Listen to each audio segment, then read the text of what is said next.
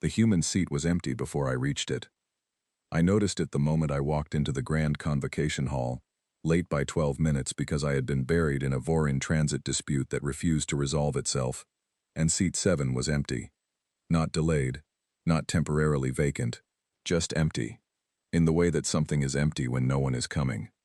Ambassador Caroline Holt had represented the human delegation for 4 years.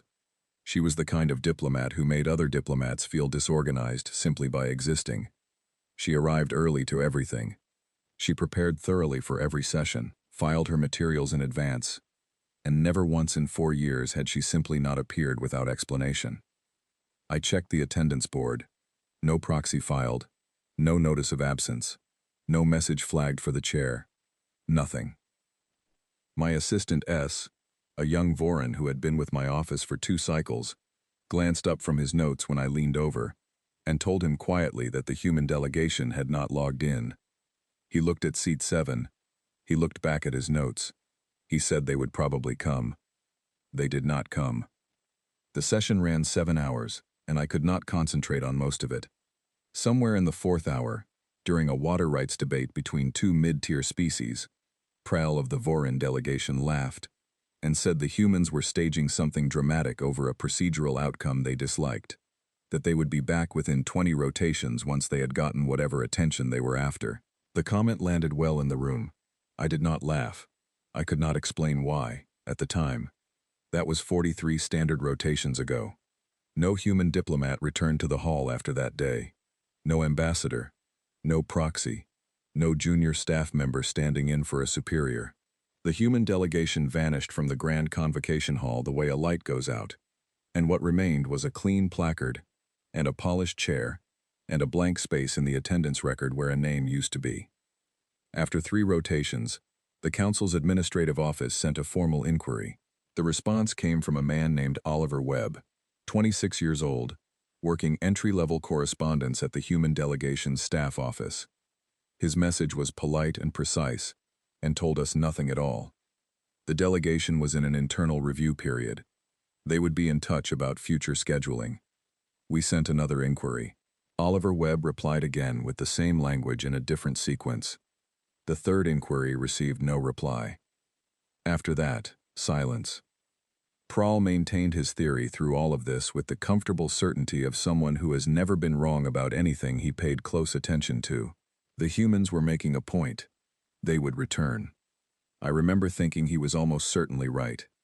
I remember that moment of comfortable assumption very clearly now, because it is the kind of moment that stays with you when you understand what it cost. What started me looking was not suspicion. It was routine. 6 rotations after Caroline Holt's last session, I was clearing out my correspondence archive on a quiet afternoon, moving old files into long-term storage, the kind of administrative work you defer until nothing more urgent forces you to deal with it. I was sorting through a general council correspondence folder when I came across a document that had been sitting in my inbox, unopened, for 19 cycles. The sender was the Human Advisory Office. The subject line read, "Proposal for Revised Emergency Response Protocols." Below it, in the contextual notes field, were 5 words that stopped me completely. 4th submission of this proposal. The 4th. I opened it. 42 pages of thorough, specific, carefully organized analysis. It described in precise detail the gaps in the Council's current emergency response framework. It cited 17 different situations across the previous 3 cycles, where those gaps had produced slow or insufficient responses to real crises. It proposed a revision plan with cost estimates, timelines, and a phased schedule designed around the Council's existing resource constraints. It was, by any reasonable standard, excellent work. I went to the Council's voting records. The proposal had been tabled at each of its 4 submissions, not debated and rejected on its merits, not considered and found insufficient. Tabled, each time, with a procedural note saying it would be returned to in a future session. There was no record of it ever being returned to. I sat at my desk for a while after reading that. Then I started looking for other things the humans had submitted. This took S and me 5 full working days. The Council's archive system is an inheritance from several generations of administrators who each organize things differently, and navigating it requires specific access credentials, produces search results in an order that appears random, and occasionally cannot find documents that clearly exist because other documents reference them. We worked through it carefully and completely. What we found changed the shape of everything I thought I understood. 412 formal submissions from the human delegation across 30 cycles of archived records. I verified that number 3 times. 412. Proposals, technical assessments, formal warnings, budget requests, framework drafts, and policy recommendations in every submission category the Council's process provided for, filed continuously and persistently for 3 decades.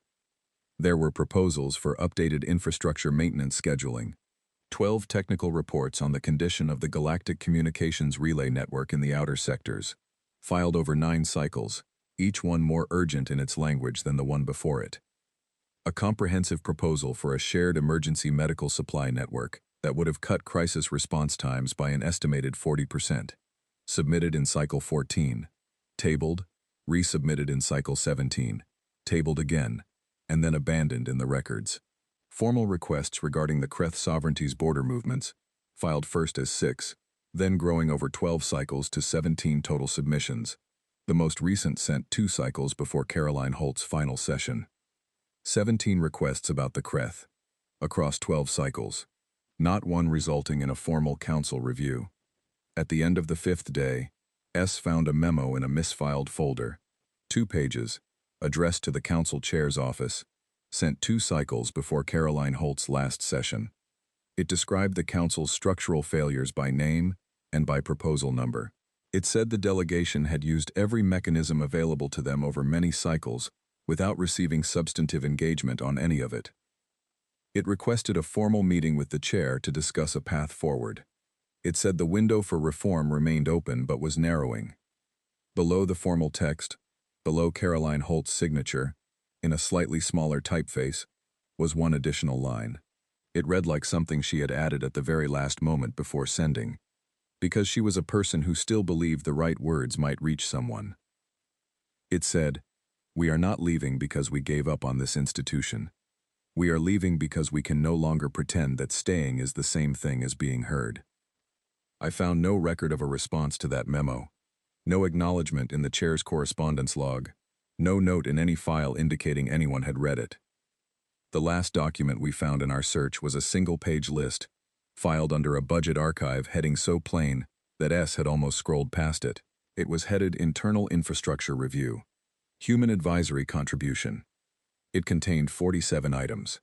Each one described a council program, system, or piece of operational infrastructure that the human delegation had been actively contributing to.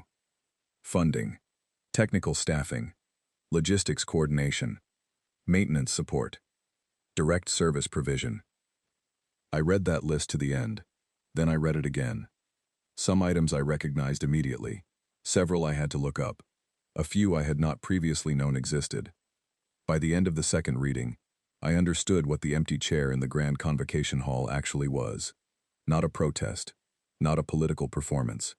The final result of a very long and very patient process of trying to be heard through every available formal mechanism, none of which had produced a response, ending with the only action left available, which was to stop compensating, through quiet and unacknowledged labor, for the failures that the formal mechanisms had never addressed.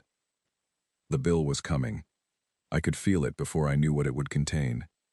I want to be specific about what those 5 days of searching felt like, because I think that specificity matters to the account. It was not dramatic. It was not the kind of discovery that announces itself. It was the slow, uncomfortable experience of opening one document after another and finding, in each one, evidence of a system that had been working against the people trying to work within it.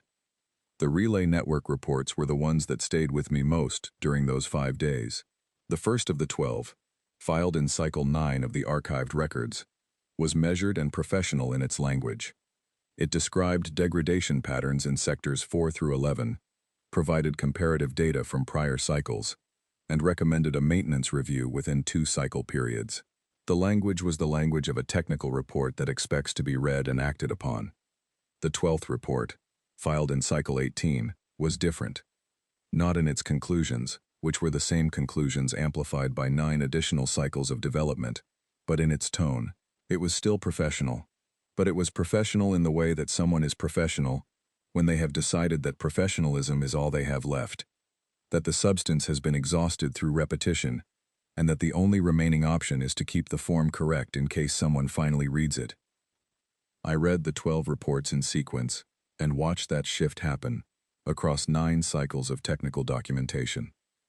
It was one of the more quietly distressing things I have read in my professional life. The Kreth warnings had a different character. They were not technical in the same way. They were analytical and forward-looking, and reading them in sequence was like watching someone in the elevated gallery of a building see, from their vantage point, exactly what was about to happen at street level, and try, repeatedly and with increasing urgency, to communicate it to people who could not quite bring themselves to look up. The first submission regarding the Kreth described observed movement patterns and stated that they were consistent with preliminary positioning in preparation for territorial pressure testing. The language was careful. The 6th submission used the phrase pattern of escalating preparatory behavior and cited specific incident dates and locations. The 15th submission described the accumulated picture as constituting a significant and imminent border security concern, requiring formal council attention. The 17th submission, the last one, was 2 paragraphs long. It provided no new analysis because all the analysis had already been provided. It said only that the situation described in the previous 16 submissions remained active, that the pattern had continued to develop, and that the delegation renewed its request for a formal review at the earliest available session. The earliest available session had never included a formal review. I checked. 17 submissions over 12 cycles. Not one had been placed on an actual agenda. I found myself thinking about the person or people who had written the 17th submission, who had sat down to write a document that said, essentially, everything we have already told you 17 times is still true, and filed it, and waited, and eventually stopped waiting. What they had done instead of waiting, I was in the process of discovering, one item at a time. I sent an urgent meeting request to Council Chair Vassal's office. The response came back within the hour. He could see me in 3 days. I used those 3 days preparing the most careful presentation of my career. I organized the information in a sequence that would be difficult to dismiss and impossible to misread. I thought about the room I would be speaking to, and about the specific challenge of making people genuinely receive something they had spent decades not quite receiving, and I prepared for that challenge as thoroughly as I had ever prepared for anything. On the morning of my meeting with Vassal, his office windows looked out over a city that appeared peaceful in the early light. I put my summary on the desk between us and spoke without interruption for 20 minutes. The 412 submissions, the 31 responses, the relay network, the patrol coverage gaps, the resettlement program, Grace Calloway at her clinic seeing 200 patients per rotation and never once sending a bill, Caroline Holt's memo, and the line at the bottom of it. Vassal listened without interrupting. When I finished, he was still for a moment. Then he said, "How serious is this, in your honest opinion?" I told him it was the most serious thing I had encountered in 30 years of this work. He said he would convene an emergency session.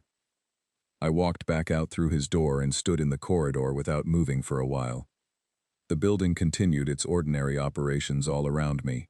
I had spent 30 years in these corridors believing I understood what kind of place this was. I was beginning to understand how much that belief had been built on a foundation I had never bothered to examine. The emergency session was set for 2 rotations out, and I spent every hour of both days preparing for it. I have given difficult presentations before. I have stood at the mediator's podium in the Grand Convocation Hall and delivered information that no one in the room wanted to receive. I understand how that room works, which arguments land, which delegates find ways around information they do not want to absorb, and how to structure a presentation so that those exits are blocked before anyone reaches for them. But I had never prepared for anything with the precision I brought to those 2 days. because I had never been preparing to make people sit with something they had spent 3 decades successfully avoiding. I arrived at the hall early on the morning of the session. The hall was empty and quiet, the light coming in at the low angle of that early hour, and I stood at the mediator's podium and looked at seat 7 for a few minutes, before anyone else arrived. The placard still read Human Federation. The chair was polished and clean, maintained on its standard schedule by building staff who had received no instruction to treat it differently. I thought about what it had meant when it was occupied, and what it meant now that it was not. The delegates arrived and took their positions. Prahl produced his reading device within minutes of sitting down, which was his signal that he intended to keep the session at arm's length. Yeren, the Polari ambassador, sat with her hands folded and her expression arranged into careful attention. The Kreth observer settled into the elevated gallery above the main floor and positioned himself with the patient attentiveness of someone who had come to hear specific information and was content to wait for it. I noted the Kreth observer and filed the observation separately to return to later. Vassal opened the session and introduced me. I stepped to the podium. I put 412 on the display board first, in large, clear numerals, alone on the board, left there for the room to look at. Then I said that 31 of those 412 formal submissions from the human delegation had received a formal council response. I gave the room a moment. Prahl put his reading device down. I moved through the material in the sequence I had planned. The Emergency Response Framework proposal, submitted 4 times over multiple cycles, tabled each time without debate, never returned to. The 12 technical reports on the relay network in the outer sectors, 9 cycles of increasingly urgent documentation, producing no maintenance action.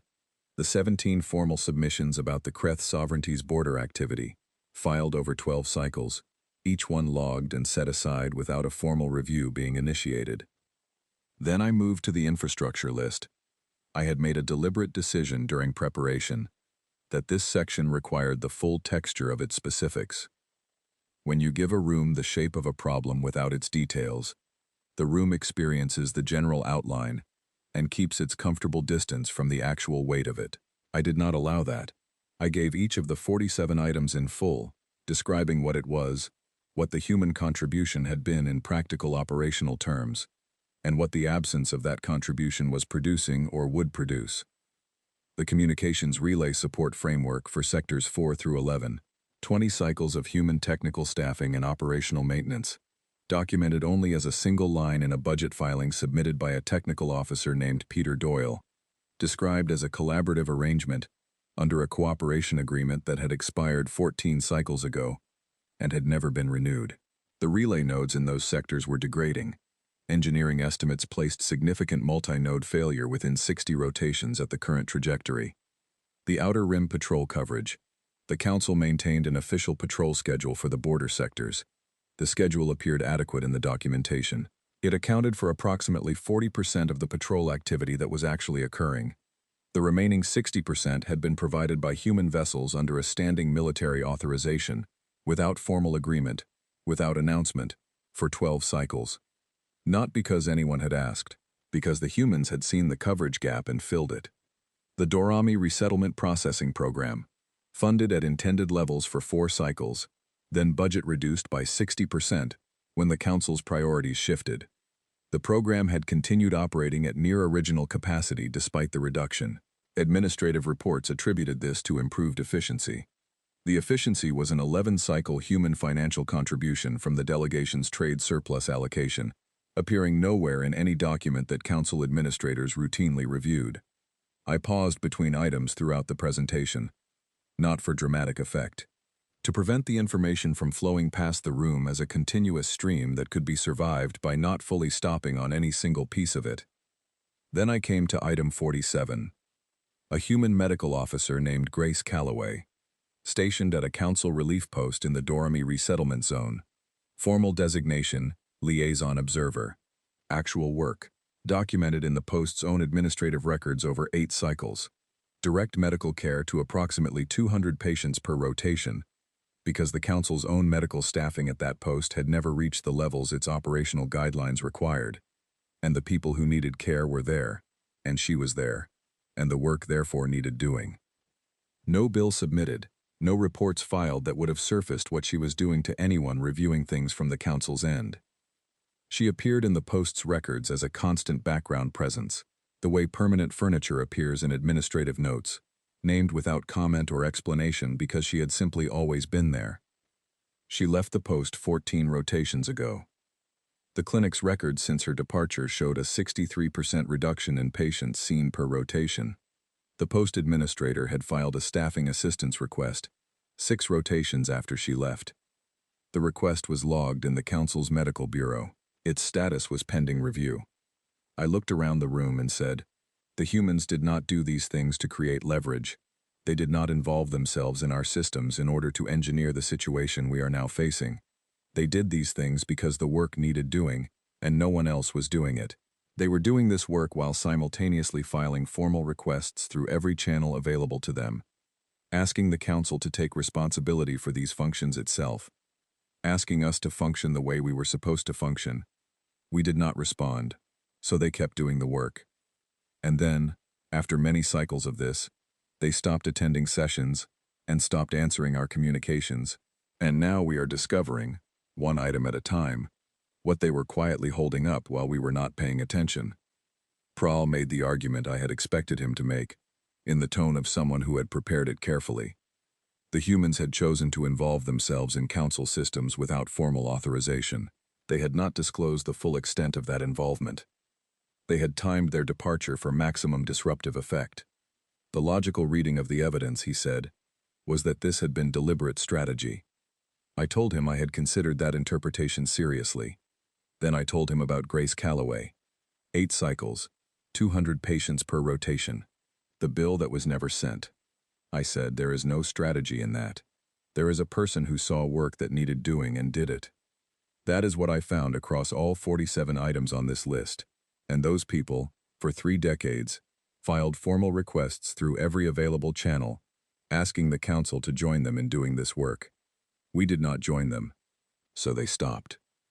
The session ran 3 more hours. Arguments, counter-arguments, a genuine shouting exchange between 2 secondary delegates that Vassal had to interrupt.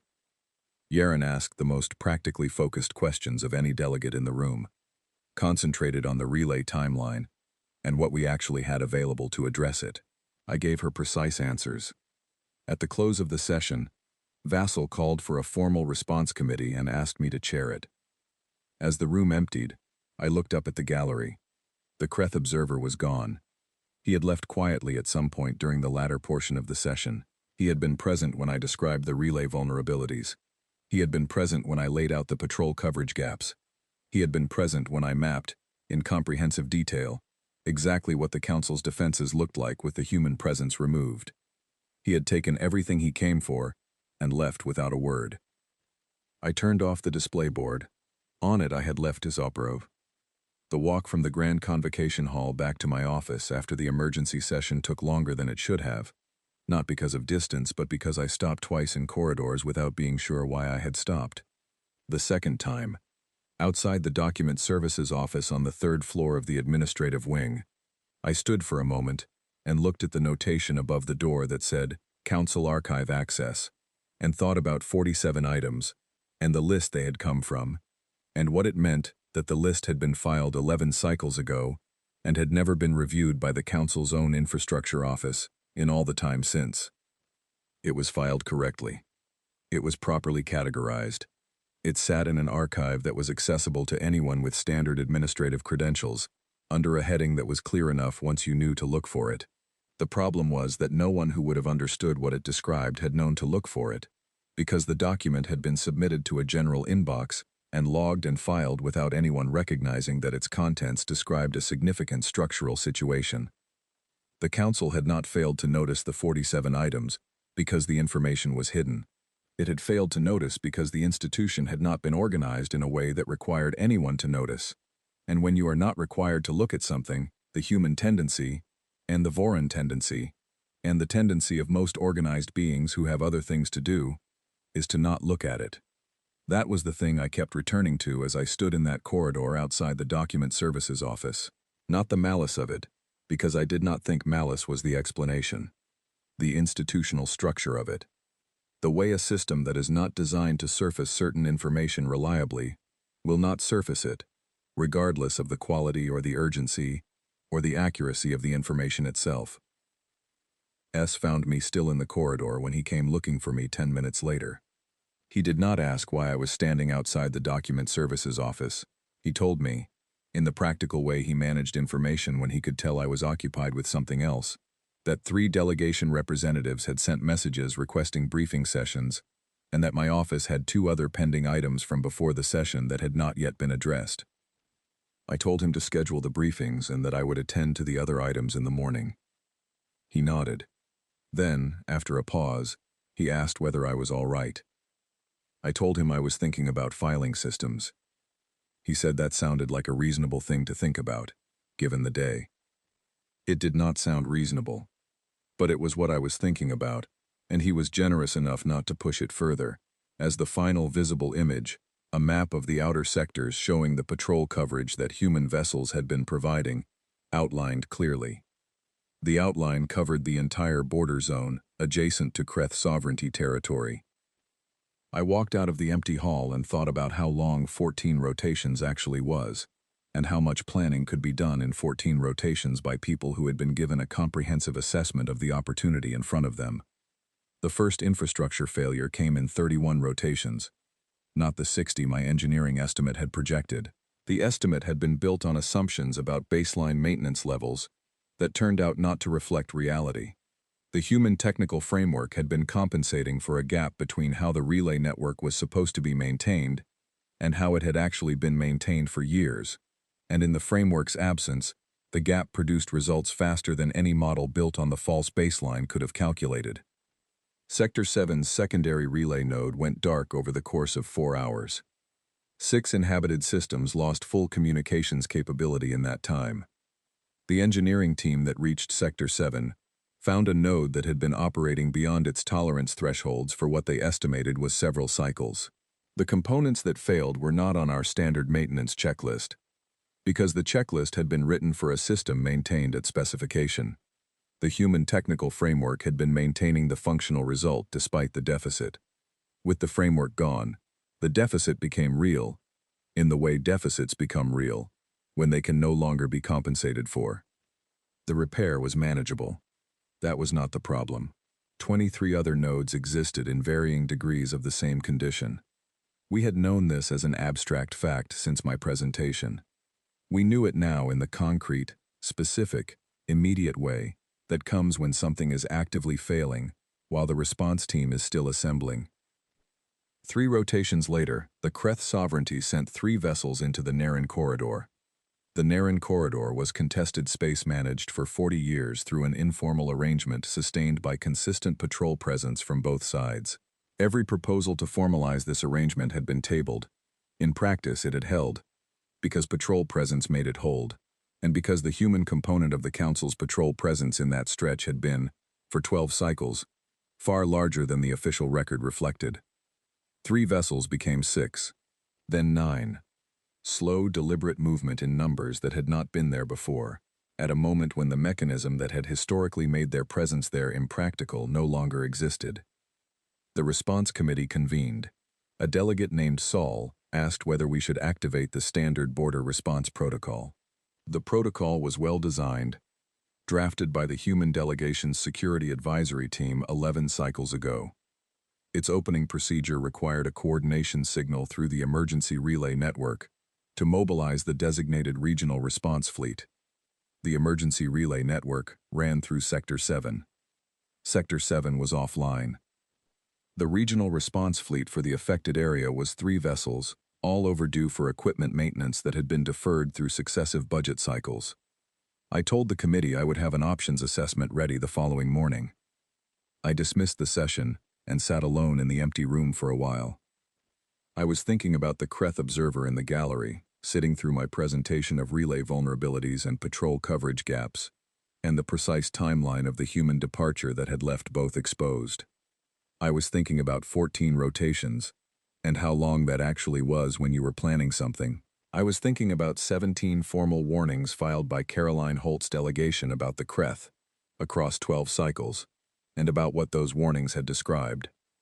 The following morning I met with the Resettlement Bureau director, a conscientious Durrami named Ulan, and told him what I had found regarding the Durrami processing program. He had not known. The information had not been present in any document his office routinely reviewed. He was genuinely troubled in the open way of someone receiving real new information, not performing the management of a position he had already committed to. 2 processing stations had filed distress notifications. He authorized emergency direct support within the hour, faster than standard process allowed. On the 7th day after Sector 7 failed, the Kreth Sovereignty sent a formal diplomatic communication to the chair's office. It was politely worded and correctly formatted, and said they had assumed a temporary administrative presence in the Naren corridor for purposes of regional stability, and that they looked forward to discussing the matter through appropriate channels. Vassal called me before I finished reading it. I told him we had less time than we thought, and that we needed to find the humans. He said, "Go." I left the council district on a diplomatic carrier named the Arvin, and I did not look back. I had S with me, a communications archive containing every human diplomatic record we held access to, and a formal letter from the full council, signed by Chair Vassal, and acknowledged by every member delegation.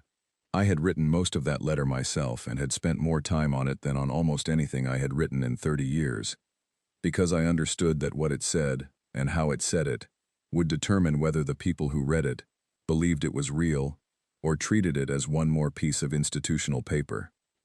The Arvin was a mid-range carrier, reliable and fast enough, without the heavy formal insignia of an official diplomatic vessel. That was deliberate. I did not want to arrive announcing myself before I arrived. We flew toward human space, and I stood at the observation port on the 2nd day and thought about what I expected to find. The scans began returning data as we crossed into the outer human systems, and the data was nothing like what I had assumed. I had expected contraction, a people who had stepped back from the galactic stage, managing with fewer external connections, sustaining themselves at a reduced level while political circumstances developed. Some visible cost from the withdrawal of trade relationships and partnership arrangements that had existed during their council membership. The outer human systems were producing at levels that exceeded anything in our comparative data from their council membership period. Shipping traffic between human worlds was dense and efficiently organized. 3 separate systems showed construction signatures consistent with major building programs reflecting long-term investment and planning. Power generation readings across 4 major human worlds were consistent with sustained, significant industrial activity. I asked S to compile every available economic indicator and compare current figures against those from the cycle before the humans stopped attending sessions. He presented his findings at our working table the following morning. The picture they formed was clear, and required me to sit with it for a while before I responded. The resources the humans had been directing outward, toward council programs and joint infrastructure and the systems they had been quietly supplementing, had been redirected inward. The medical polymer shortage that the human delegation had been trying to get the council to address for 3 full cycles was gone. S found the documentation in a public human government archive, openly accessible, describing a new manufacturing process developed in the 2nd cycle of their withdrawal. They had resolved the shortage internally within 2 years of leaving. The infrastructure investments their own citizens had not seen, because resources were flowing outward, were now underway across multiple worlds. Every indicator pointed the same direction. They had not struggled from leaving. They had recovered. S spread the information across the table between us and said, quietly, that they had been asking the council to help them address problems they were going to solve on their own regardless. I said they had been asking the institution to work the way it was supposed to work, not because they required it to, because a governing body that sustains itself on the quiet, unacknowledged labor of its members, while ignoring those members' formal requests, cannot function as a governing body indefinitely. They had understood this longer than we had.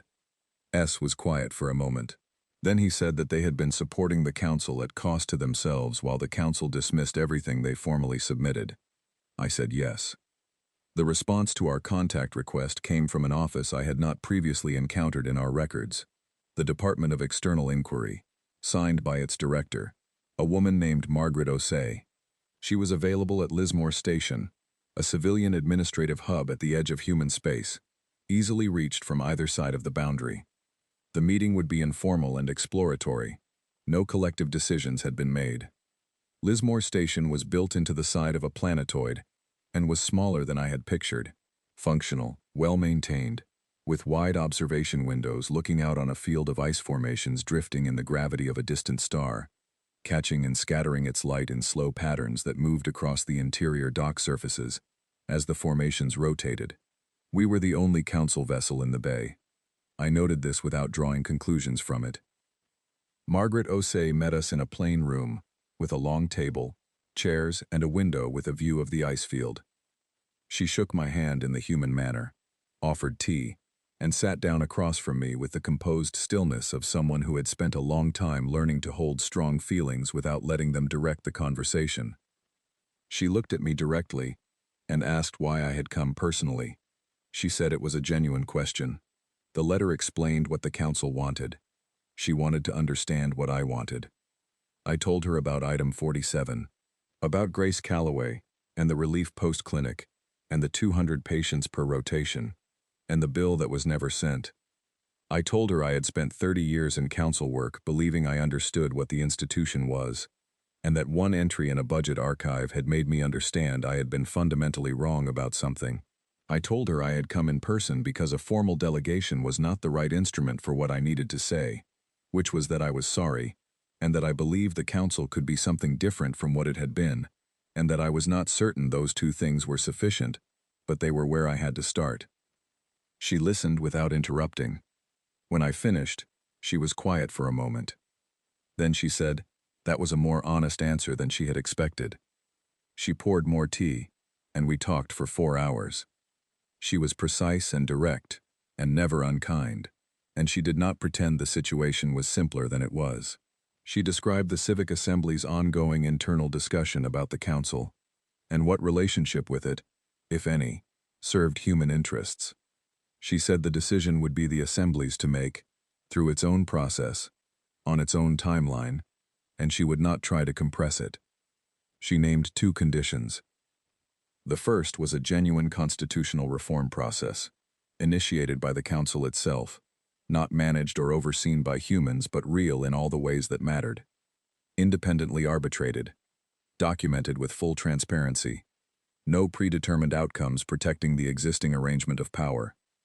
The second was public acknowledgement, a full, specific, factual account transmitted across the council's communication network to every member system, describing what the human delegation had actually been doing across the preceding decades, what the 47 items on that list had actually meant in operational terms, and what the council's consistent failure to engage with human proposals had actually cost. I asked her why the acknowledgement specifically, why that condition alongside the structural one.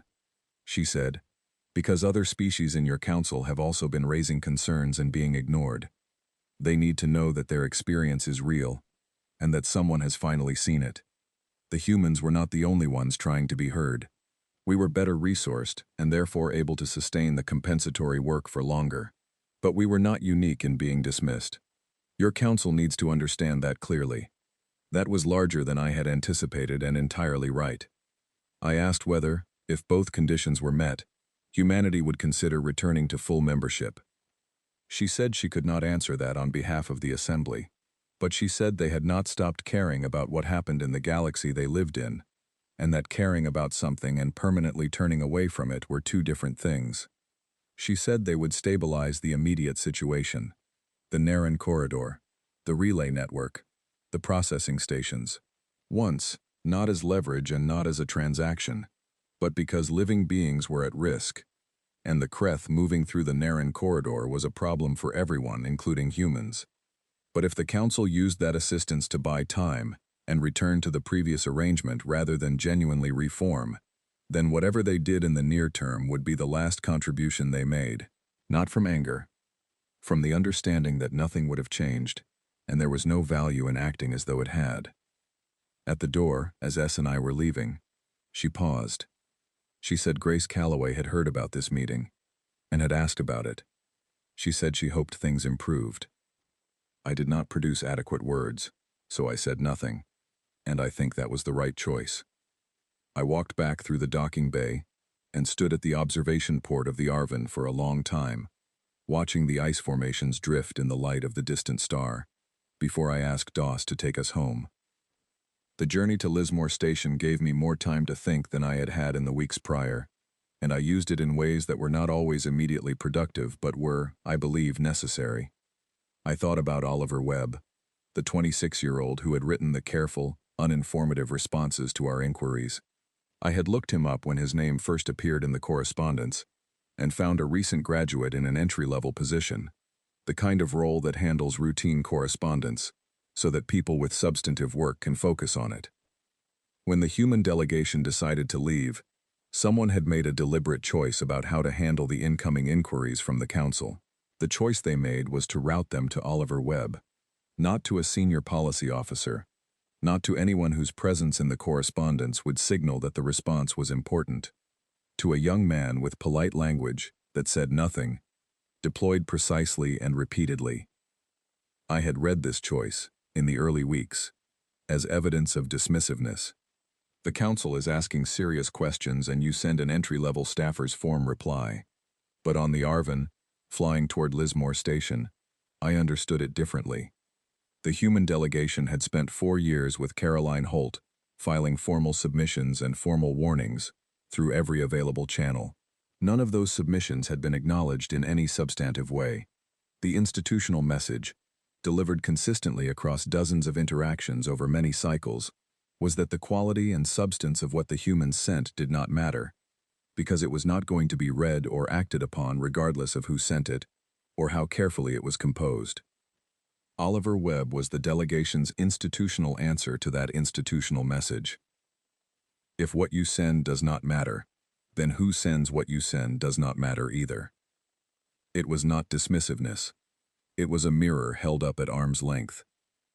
I needed to sit with that interpretation for a while before I could think clearly about what came next. What came next was Lismore Station, and Margaret O'Say and the 4-hour conversation I have already described. But what I have not described is the way the conversation settled into my understanding on the return journey, as I reread my notes in the cabin of the Arvin, with the outer sectors moving past the observation port, in the slow way of deep space. The conversation had been honest, in ways that formal diplomatic conversations are not usually honest. And what it had been honest about was not just the 2 conditions or the Assembly's deliberations, or the specific terms of the stabilization offer. It had been honest about what the situation had cost. Margaret O'Say had not said anything melodramatic. She was not a person who expressed things melodramatically, but in the specific, precise language she had used to describe the human population's relationship to the council question, in the description of the voices within the Assembly that wanted permanent separation, and the voices that wanted some form of renewed engagement, and the difficulty of holding those 2 positions in the same deliberative process, there was a weight that I recognized as the weight of real cost. They had been hurt by this. Not injured in a way that needed to be performed or presented. Hurt in the ordinary, private way of people who believed in something, and found that the something did not believe in them the same way, and then had to decide what to do with that discovery. The fact that they had decided to offer the stabilization assistance anyway, the fact that Margaret O'Say had said they had not stopped caring about the galaxy they lived in, carried a different weight in the context of that cost than it would have carried without it.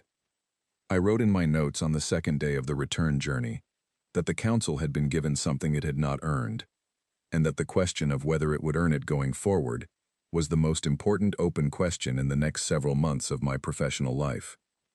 S, working on his own summary at the other end of the cabin table, looked up once while I was writing that and did not say anything. He had the quality, which I had come to value, of understanding when something did not require a response. On the return journey, 3 days, I wrote careful notes about everything Margaret O'Say had said and everything the scans of the human systems had shown. I wanted the record precise. I had learned recently what imprecision in records cost, and I was not going to contribute to that kind of cost. S worked alongside me through the return flight. On the second day, without looking up from his work, He asked whether I thought the council would accept both conditions. I said it depended on whether the people in that room could be honest with themselves about what accepting meant. He thought about this. Then he said that was probably true of most important decisions. I said it was. I stood at the mediator's podium in the Grand Convocation Hall for the second time in less than a month, and this time I did not soften a word. I had promised Margaret Osei I would deliver her conditions exactly as she had stated them, and I kept that promise. I gave the room the two conditions, the constitutional reform process and the public acknowledgement, in the language she had used, in the sequence she had used, without the softening that I might have applied in other circumstances to make difficult information more palatable to people I would need to keep working with afterward. The information was what it was. The room needed to receive it without a cushion. The session was long and contested in the specific way that sessions become contested when people are being asked to accept something that requires them to change their understanding of themselves. Propol made his arguments across several installments, logically organized and insufficient against the actual record. Several delegates expressed particular discomfort with the public acknowledgement requirement. One said it amounted to the council admitting failure in front of the entire galactic community. I said the council had failed in specific and documented ways, that the full galactic community had a right to know this, given that those failures had affected member systems throughout the council's territory, and that the question of whether acknowledgement was comfortable was not the same question as whether it was necessary. A delegate with connections to the Kreth sovereignty characterized Margaret Osei's conditions as coercive interference. I responded to this calmly, which required more deliberate effort than it should have. Vassal held the session together. He is a slow and procedurally minded chair, and there are situations where that quality works against the moment. This was not one of those situations. He let every argument run to its natural conclusion, without intervening to smooth anything over before the information had actually landed. When the arguments were exhausted and the hall had settled into the particular quiet of a room that has run out of counterpositions, he said, "We can debate whether what is being asked of us is fair, or we can discuss whether what we have been doing was fair. Those are two different conversations. Only one of them will lead anywhere." The vote to accept both conditions was not unanimous. It was not close either. One thing I want to note about the period following the full council vote, because it belongs in an honest account of how things developed, is that not everyone who voted to accept the conditions was acting from the same motivation. Some delegates voted to accept because they genuinely understood what I had described and were genuinely moved by it. I believe Yeren was in this group. I believe Horrell was in this group, based on the message he sent me 3 days after the vote that said, simply, that he had read the infrastructure list again and was glad we were doing something about it. Some delegates voted to accept because they had calculated that accepting was the only realistic option, and that the conditions, while uncomfortable, were manageable in the specific sense of being survivable without fundamentally threatening their position in the council's political structure. I believe Prahl was in this group, initially, though I think he moved over time towards something more honest than that calculation. And some delegates voted to accept because they did not vote against, which is a different thing, and because the alternative was being publicly recorded as having refused conditions that the council chair was personally endorsing, and that was a political cost they were not willing to pay.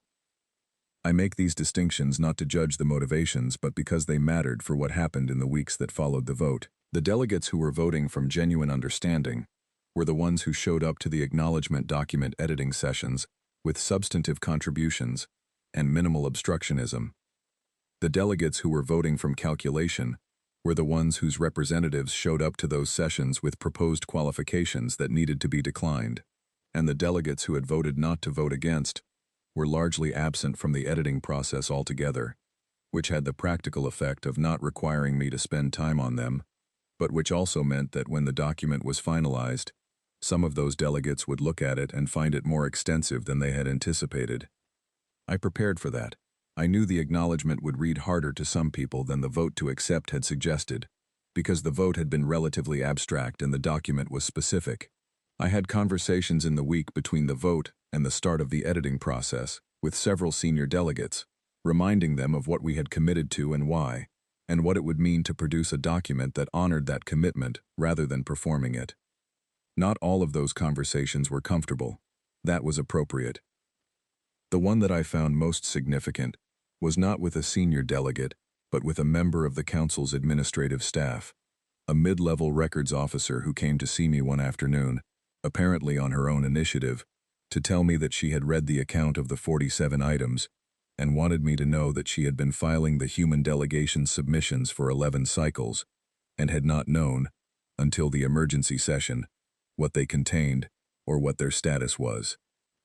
She said this without defensiveness and without excessive distress. She was presenting a fact she thought I should have. I told her I appreciated her coming to tell me, and that what she had described was the result of a system that had not been designed to surface that kind of information, and that the person responsible for that was not the records officer filing submissions in the category they were submitted under. She nodded. Then she asked whether there was anything she could do differently going forward. I told her that under the new administrative procedures being developed as part of the reform process, there would be a formal escalation mechanism for submissions that had not received a response after a specified period, that it would be part of her job, and every records officer's job, to flag those for senior review, that the system would be designed so that the filing of documents and the substantive review of documents were connected in a way they had not previously been. She said that sounded right.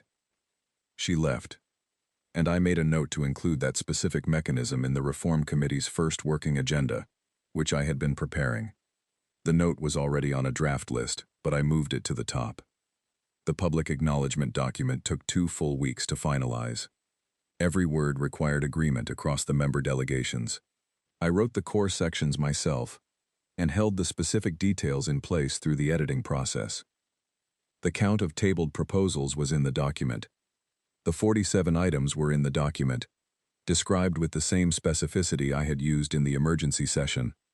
Grace Calloway's name was in the document. The relay network's condition was in the document. The patrol coverage gap was in the document. Everything that needed to be said was said, without reduction. The document was transmitted across the Council's full communications network to every member system. Responses came back over the following rotations, from directions I had expected and some I had not. The one that stayed with me longest was from the Mareth delegation. The Mareth were a small species whose border colonies had been experiencing resource allocation failures for 8 cycles, and who had been filing formal concerns about those failures with the Council, for all 8 of those cycles, without receiving anything that could honestly be called engagement. Their message to the chair's office was brief. The final line said, "We are glad someone said it." I forwarded that message to Margaret Osei. She replied with 2 words. The human stabilization response arrived 22 rotations after the assembly convened, 8 rotations ahead of the projected timeline, which Margaret Osei noted in her cover message without elaborating on further. The response document was 40 pages of specific, practical planning. It described exactly what assistance would be provided to the relay network, to the Nairn corridor situation, and to the processing stations, along with comprehensive information transfer protocols for each area, so that the Council's own teams would be equipped to maintain these systems going forward. I want to be honest about something that happened in the weeks between the vote and Margaret Osei's stabilization response arriving, which I have not yet described fully. There was a period of approximately 10 days, during which the situation in the Nairn corridor was deteriorating, and the relay repair schedule was running behind initial projections, and the processing stations were still operating below capacity. And during those 10 days I did not know whether the Council had done enough. Not whether we had done the right things in principle. I believed we had. I believed the vote and the acknowledgement and the reform process were the right response. What I did not know was whether we had done them in time. The Creth had 14 vessels in the Nairn corridor by the 9th day. The patrol fleet we had available was 3 vessels in a corridor that had historically required a substantially larger presence to maintain its neutral status. I was receiving daily situation reports from the Security Coordination Office, and each one described the Creth vessels as maintaining position and not engaging in any overtly aggressive activity, and each one also described the pressure of 14 vessels in a contested passage as a situation that was sustainable for a limited time at most. On the 9th day, I received a message from Vassal, asking for my honest assessment of the timeline if the human stabilization response was delayed or did not come at all. I wrote a response that I did not send immediately. I wrote it, read it, and then sat with it for a while. The response was honest, and the honesty of it was difficult. Without the human assistance offer, the relay network would remain degraded for at least another 6 months. Without the relay network, the security response protocols for the Naren corridor situation were severely compromised. Without functional security protocols, the Kreth's position in the corridor would become increasingly difficult to address through standard council mechanisms. The processing stations would continue to degrade. 2 of the other items on the 47 list that I had not yet fully addressed would likely reach critical status within 40 rotations. The honest assessment was that the council had made the right decision, and that the right decision might not have arrived in time to prevent significant harm. I sent the assessment. Vassal replied that he understood and asked me to continue the work. That was on the 9th day. On the 12th day, the human stabilization response arrived, 22 rotations ahead of schedule, because the assembly had moved faster than the projected timeline, because whatever internal discussion had been underway had reached its conclusion sooner than Margaret Osei had expected. I was in my office when S brought me the notification. He put it on my desk without a word, and I read it, and then I read it again. 40 pages. Specific. Complete. Including the information transfer protocols. I sent a message to Vassal. I sent a message to the Security Coordination Office. I sent a message to Dre's engineering team with the relevant sections of the relay documentation attached. Then I sat at my desk for a while and thought about what it meant that it had arrived. Not just that it would help, though it would, but what it meant that people who had left, who had every reason to let the council experience the full consequences of what it had been doing, had nonetheless chosen to come back in this limited way, because living beings were at risk. Margaret Osei had said it at Lismore Station. They had not stopped caring about the galaxy they lived in. I believed her when she said it. I believed it more, and differently, on the 12th day. The Naren corridor resolved in 4 rotations.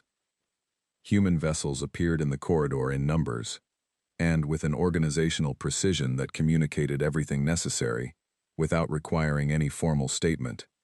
The Kreth Sovereignty's fleet, which had grown to 14 vessels by that point, withdrew in good order over the following rotation. No exchange of communications between the 2 sides was required. No formal engagement, no announced terms. The corridor returned to neutral status and held there. I wrote in my personal records that evening that I had spent 30 years in council work and had never seen a security situation resolve with that combination of speed and economy. I had never seen it because I had spent those 30 years looking at the architecture of formal diplomatic process and not at the underlying practical reality those processes were supposed to serve. The week after the vote to accept both conditions was one of the most technically demanding weeks I had experienced in council work, because accepting the conditions was the easy part, and everything that followed the acceptance was not easy. The public acknowledgement document was the immediate challenge, because the timeline for it was short, and the requirement for complete consensus across the member delegations was real and non-negotiable. I had written the core sections quickly because I had been living with the material for weeks and knew exactly what needed to be said. The challenge was the editing process, which required sitting in a series of meetings with delegation representatives, who each had their own concerns about specific language and who needed to be persuaded, one by one, that the specific concern they were raising was either already addressed or was a concern that the acknowledgement could not accommodate without undermining its honesty. Prowl's delegation proposed, 3 times across 2 days of editing sessions, language that would have introduced qualifications into the description of the council's failures that I believed would have changed the meaning of the document in ways that were not acceptable. I declined each proposal and explained each time why I was declining it. On the 3rd occasion, Prowl looked at me across the editing table for a moment before he spoke.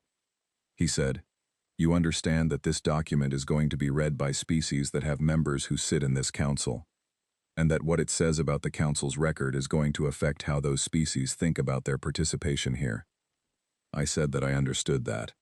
and that it was precisely why the document needed to be accurate and complete. He was quiet for a moment.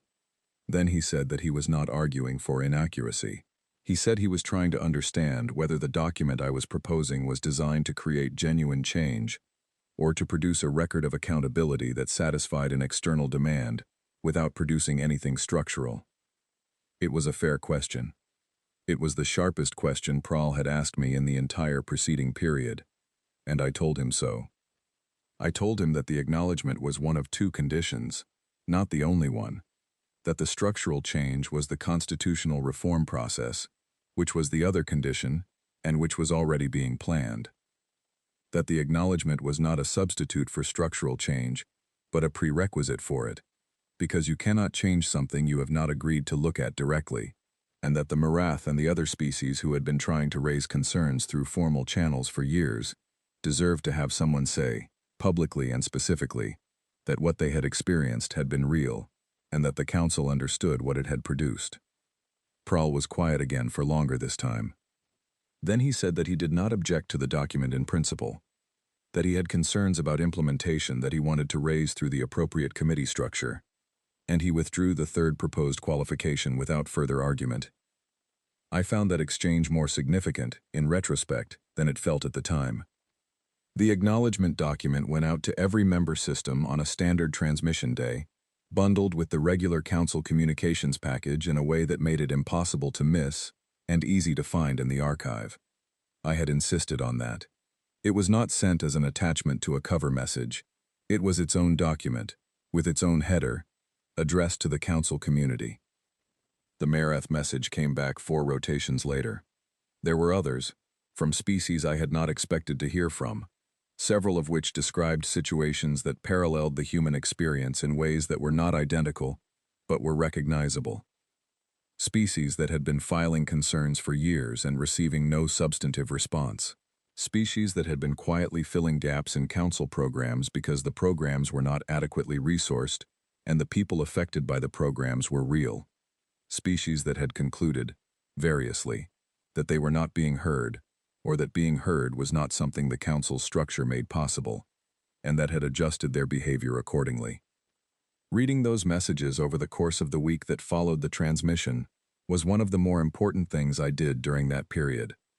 It was important not because the situations were the same as the human situation, because they were not identical, but because they confirmed what Margaret O'Say had said at Lismore Station. The humans were not the only ones who had been trying to be heard. They were the ones who had been most visible in leaving, because they had been most visible in what they were sustaining before they left. I forwarded the most significant of those messages to Owen Clark at the liaison office with a note. He replied to each one. I found out later that in several cases he had arranged follow-up conversations between the liaison office and the delegations involved. He had done this without being asked, and without making it a formal process, because he was a person who understood that some of the most important conversations happen outside the formal structure. I added that to the list of things I was noticing about Owen Clark that suggested he was the right person for the position he was in. The relay network restoration was an ongoing process throughout this period, and I want to include it specifically because it illustrates something about the difference between having information and using information that I think is worth preserving in the record. The human technical documentation that our engineering teams were working from was, as Dre had noted, comprehensive. It covered not just the repair procedures for the degraded components, but the broader maintenance architecture that should have been in place, the inspection cycles, the performance monitoring thresholds, the component replacement schedules. It was the documentation of a system being maintained correctly, written by people who had been maintaining it correctly for 20 cycles without those maintenance records being part of any document that the Council's own infrastructure office routinely reviewed. Working from that documentation, Dre's teams repaired not just what had failed, but what was on the verge of failing, and in doing so discovered, in nodes that had not yet produced alerts, degradation patterns at early stages that would have become failures within the next several cycles. They addressed those as well. By the time the schedule was complete, they had done significantly more work than the initial assessment had suggested would be needed. Because the initial assessment had been based on what they knew was degraded, and the documentation showed them how much more had been developing in the background. Dre included a note in his final report that I have kept. It said that if the documentation had been available to the Council's infrastructure office from the beginning of the human technical support arrangement, the failures that triggered the crisis would have been preventable, but that having it now and using it properly would prevent comparable failures going forward, which was not nothing. It was not nothing. That was accurate. I had that note on my desk for a long time. The relay network repairs took months. Council engineering teams worked from human technical documentation through a rolling schedule of node repairs. The documentation was comprehensive. The lead engineer Dre noted this in his progress reports with increasing specificity as the work continued, observing at one point that the materials they were working from had clearly been prepared by people who expected them to be used. By the time the last node in the initial repair schedule returned to full operation, the teams doing the work understood the network in a way they had not understood it before, in the applied, durable way that comes from doing the work rather than reviewing documentation about it. The processing station stabilized within a month, through emergency budget authorization, combined with a supplementary resource contribution proposed personally by Yeren, and passed through committee faster than anything comparable in my memory of the Council's processes. Other delegations made additional contributions in the weeks following the acknowledgement document's transmission. Something had changed in how people were willing to be seen.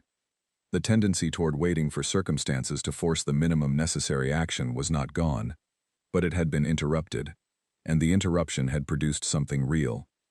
The constitutional reform process opened formally 6 cycles after the vote. Vassal selected 3 neutral arbiters from non-council species.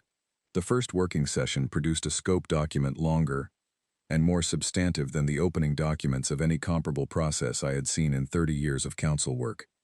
Prahl attended every session and argued his points when he had points to argue, and stayed in the room when he lost the arguments. That was all the process asked of him. It was more than I had been fully confident he would manage. 8 cycles into the reform process, Prahl requested time to address the full assembly and was given it. He used that time to say that the council had for a long time rewarded inertia, and that he had been among its most consistent practitioners of inertia, and that he was not proud of it. He said this with the specific, controlled deliberateness of someone who has spent a long time working toward an honest thing, and is determined to say it correctly, even when it reflects badly on themselves. I was in the gallery during that speech.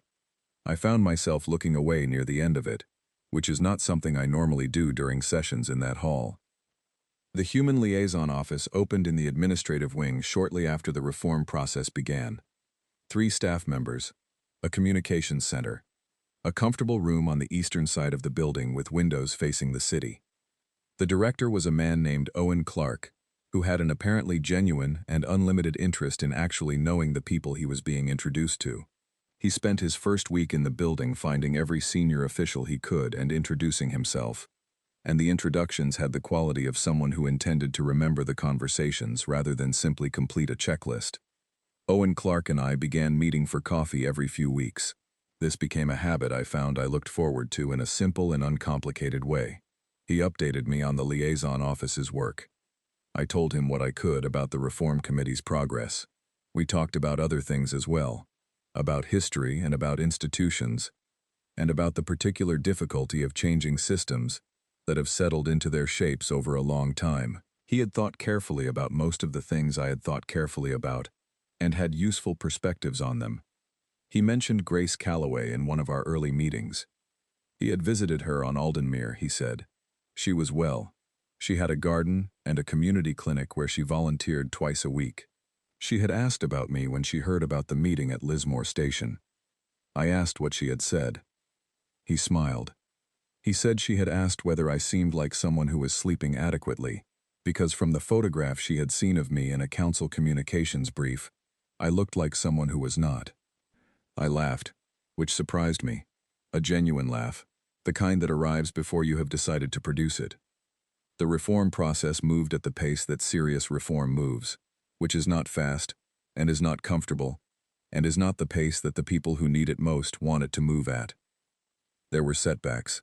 A vote on revised security oversight protocols stalled for 4 cycles over a jurisdictional language dispute that was small, in a way I found almost offensive given everything that had preceded it, but which mattered to the parties involved and therefore required real engagement. 2 delegations withdrew from the Reform Committee at separate points over separate concerns, and both returned after extended negotiation that tested everyone's patience, including mine. The infrastructure maintenance framework, which should have been straightforward given that we now held comprehensive documentation of what proper maintenance required, generated far more argument than the situation merited before finally passing with 1 dissenting vote. 1 dissenting vote. That was a better outcome than the previous version of this council would have produced for the same proposal, and I held on to that fact through the difficult stretches.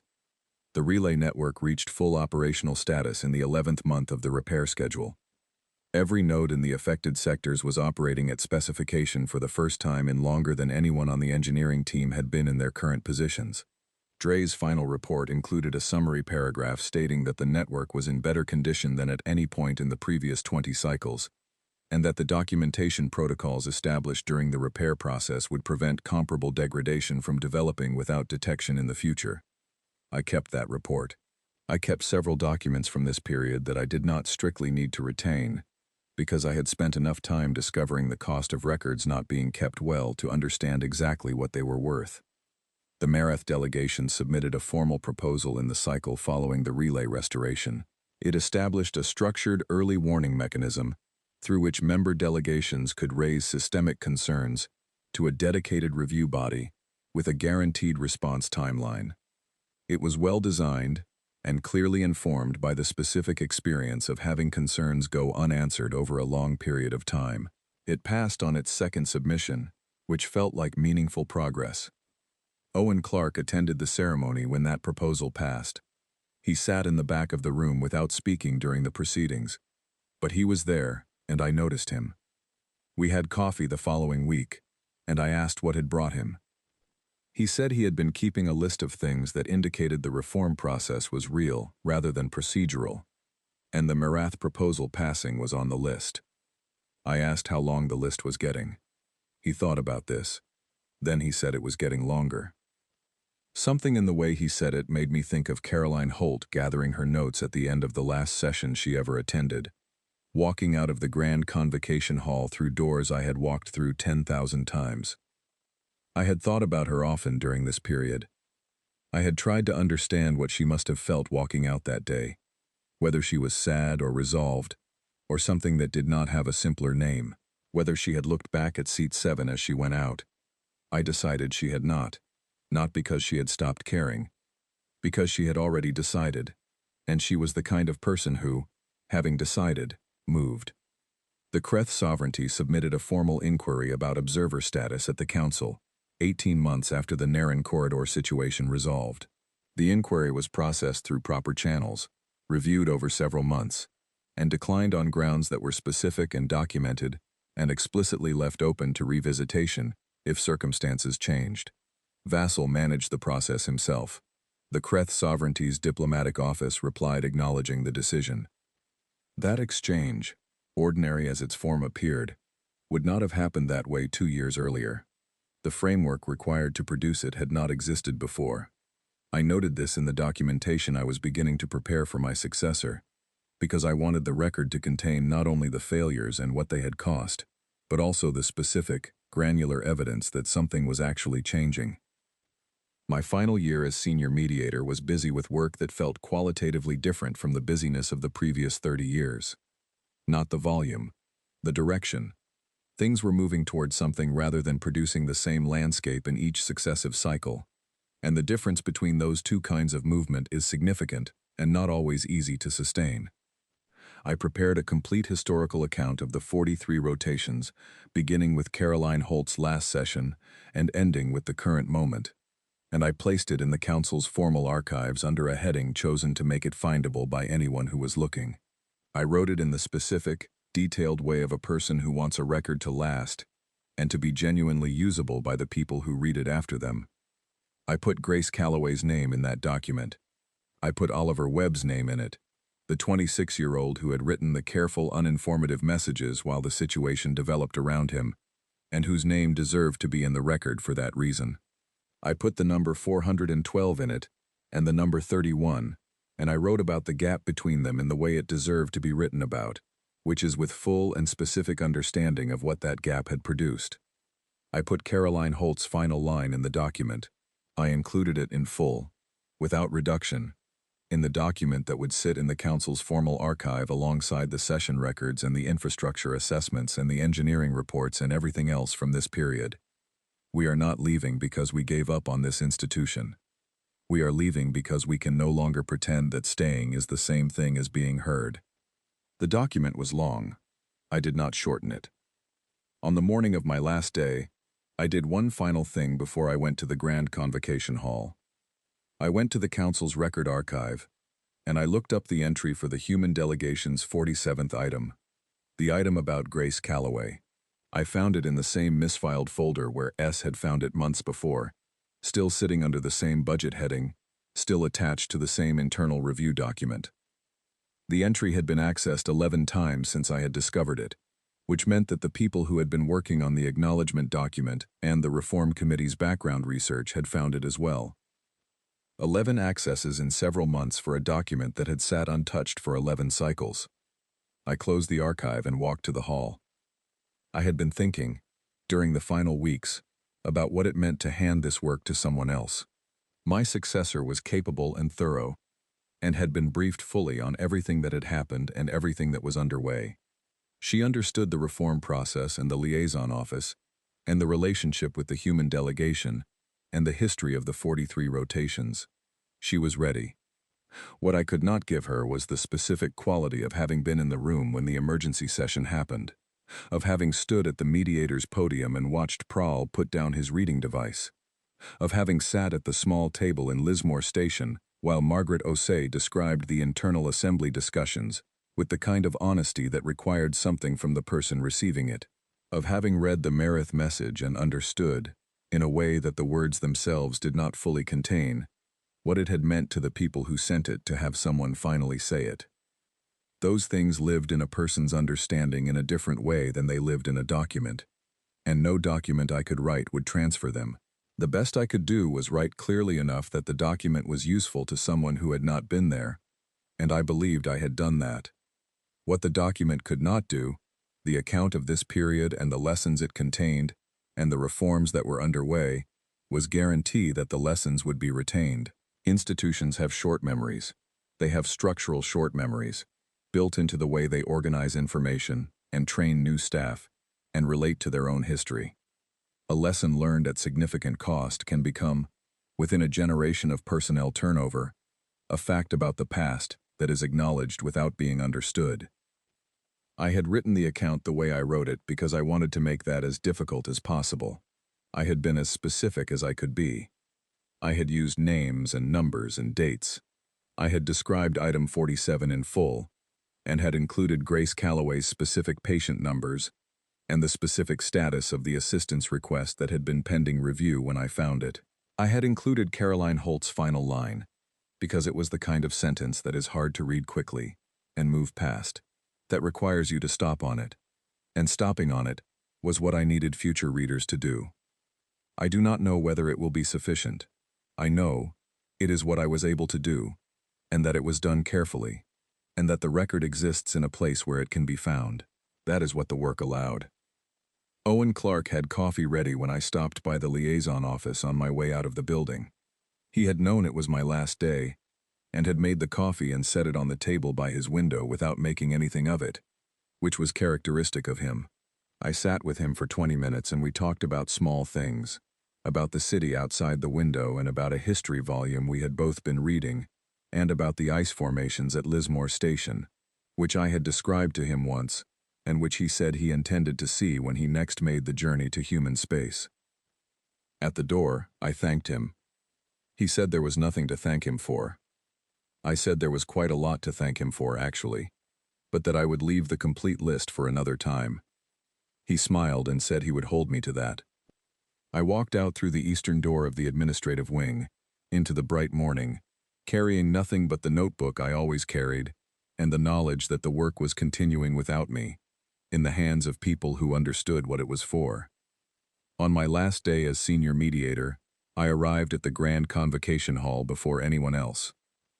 The morning light came in through the high windows at the angle it takes in the earliest part of the day, low and long, and slightly golden, crossing the floor and the rows of empty seats in the way it had crossed them every morning I had worked in this building for 30 years.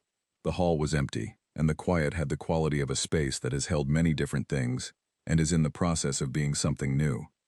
Seat 7 had a new placard. It said Observer, in the same clean typography as all the other placards, because the Human Liaison Office had submitted a formal administrative request for the change, and the change had been made through proper process. I had signed the approval myself, and when I had signed it, I thought I would feel the change as something lost, a diminishment, a record of absence where there had been presence. Standing in the empty hall looking at the placard, I did not feel that. What I felt was harder to name, but had to do with honesty. The Observer placard was what the relationship actually was. Not the old arrangement, in which human work had sustained a structure that refused to acknowledge the work or the workers. Not the fiction of full membership coexisting with 3 decades of formal requests going unread. Something that was what it said it was, which is rarer in institutions than it should be, and more valuable than it appears when you encounter it. In the eastern wing, through the walls and the corridors between, the liaison office lights were coming on. I stood at seat 7 and let myself stand there for a while. I thought about 43 rotations of an empty chair, and what those rotations had revealed about what the chair had meant when it was filled. I thought about 412 documents and 31 responses, and the precise, measurable harm that the gap between those numbers had produced. I thought about the relay nodes failing 31 rotations in rather than 60, because the baseline we had calculated from turned out not to reflect reality. I thought about the Kreth observer in the gallery, sitting through my detailed presentation of every gap and vulnerability, and about the corridor of 14 rotations between that session and 3 vessels in the Naren corridor. I thought about Caroline Holt adding that final line to a memo she must have known would not be read in time to change what was already in motion. She had added it anyway, because she was a person who still believed the right words might find someone who needed them. Sometimes they do. Not always in the time frame that would have helped. But sometimes later. Sometimes that has to be enough. I walked out of the hall and down through the eastern corridor, and sat in a corridor seat near the liaison office, and opened my communications terminal. I wrote a message to a retired medical officer on a world called Aldenmere, who had a garden and a community clinic where she volunteered twice each week. A woman who had stood up at an assembly meeting and said she thought it was worth trying, that she had not regretted the work, but only the silence around it, and that she would like to think the silence might be over. I told her things were improving, not as fast as they should have been improved a long time ago, and not without difficulty, and not finished, but improving in the specific, concrete, measurable sense that the work was being done now by the people who were supposed to be doing it. The documentation existed and was being maintained. The gaps were being filled through deliberate institutional effort rather than anyone's quiet and unacknowledged labor. The record was complete and correct and preserved in a place where it would be found. I told her name was in the council's formal archives now, in a document that described what she had done and what it had meant, and why it should not go unrecorded. I told her that what she had done at the Relief Post Clinic for 8 cycles was in the permanent record of this institution, as it should have been all along. I told her I was grateful to her. I said it in specific terms rather than formal ones, because she had earned the specific and honest version, not the diplomatic one. Then I closed the terminal and stood up. My successor was briefed and ready. The Reform Committee was meeting in 3 days without me, as it should, as it would continue to do for as long as the work required. Owen Clark was in his office with the lights on. The relay network was at full operation for the first time in 20 cycles. The processing stations were staffed. The Naren corridor was quiet. None of it was finished. This kind of work does not finish. The work of making an institution honest about the gap between what it claims to be and what it actually is, and of closing that gap through sustained, documented, unglamorous effort, is not the kind of work that reaches an ending. It is the kind of work that requires someone to keep doing it, and to keep being honest about how it is going, and to keep the records in a way that prevents the comfortable forgetting that institutions always tend toward when forgetting is easier than remembering. That was what this work had always been. That was what it would remain for whoever held it after me. I walked out of the building into the open air of the morning. The city was doing what cities do at that hour, beginning without needing to be told, moving at the steady pace of ordinary life that continues alongside the larger movements of institutions and history without much awareness of them, and which is, in the end, what those movements are supposed to be for. The work had been handed off. The work was continuing. That was enough. Not everything. Not finished. But enough to walk out into the morning with, and enough to give to the person who would carry it forward, and enough to send across space to a woman with a garden on a world called Aldenmere, as evidence that the silence, imperfectly and incompletely, and with a great deal still remaining to do, might indeed be over. The morning was bright. The work went on.